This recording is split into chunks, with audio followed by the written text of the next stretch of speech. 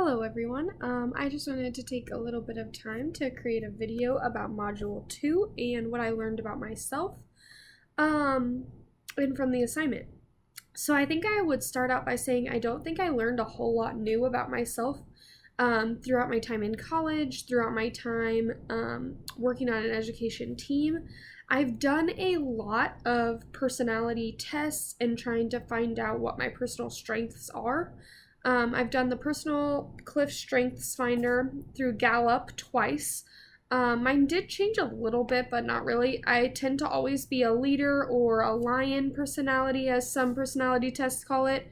I'm a pretty driven, responsible, detail-oriented, kind of decision-making leader person.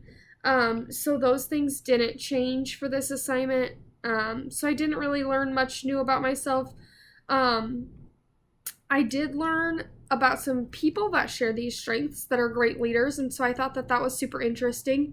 I would say throughout my 10, the one that I most kind of identify with would be Bob Dallas. He was a senior leader at Toyota. He kind of came on as an intern and worked his way to the top. And part of his job at first, he thought was going to be to fix all these problems and figure out what was wrong with the machines and figure out how to fix them. What his job actually was identifying those issues from his employees and helping them kind of stay focused and driven and find the answers to the problems. So he was more in a lead role rather than this problem-solving team role. And really kind of had to take a step back and figure out how he was going to take on that role and use that to help him succeed. So he would keep a daily log every day, and he would try to visit at least 5 different teammates every single day. And he kept a log of what machine they were working on, what problem they were trying to solve, what they knew about the machine, what they didn't know about the machine, things that they were working on in that day, and how the machine worked successfully. And he is just kind of like, he attributes his success to this log keeping, constantly keeping these detail-oriented notes and figuring out how everything works from his team, learning from his team rather than doing it himself. And I think that that's how I identify also. I'm extremely detail-oriented. I like to write everything down, but I also like to learn from everyone else around me. If someone else has already struggled with it or learned from it, why would I repeat that whole process when I can just figure out what they've done that worked or didn't work and work from there? So yeah, I would say I identify with him in that regard. How do I take care of myself? I think this is a really great question, and this is something that has really popped up just lately and recently in life. Self-care is extremely important, and people are just now starting to understand that mental health, even in an educational role or a bank role or literally whatever role you're in, mental health is important.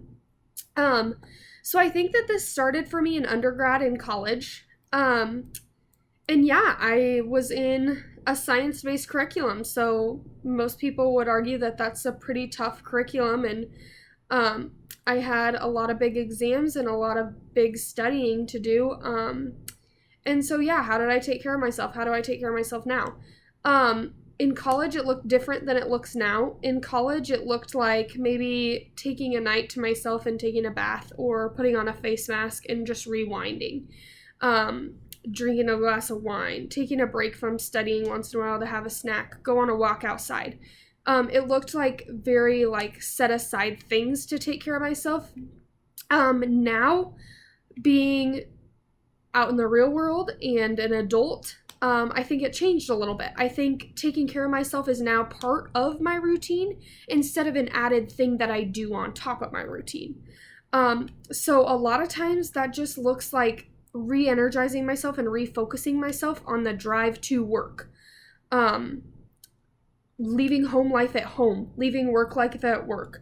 Regardless of how much it feels like I have to do at work, I still have a duty to be at home, and I still have a duty to be with my husband and my kids and my dogs. So yeah, letting that go and taking my time to be at home. There's always going to be work to do, but you're always going to come back to work. And home life for me is super important and crucial. So that's definitely how I take care of myself, is trying to set the two aside and making time for both, and just putting myself in that positive mindset in the car when I'm in between those roles. So, yeah.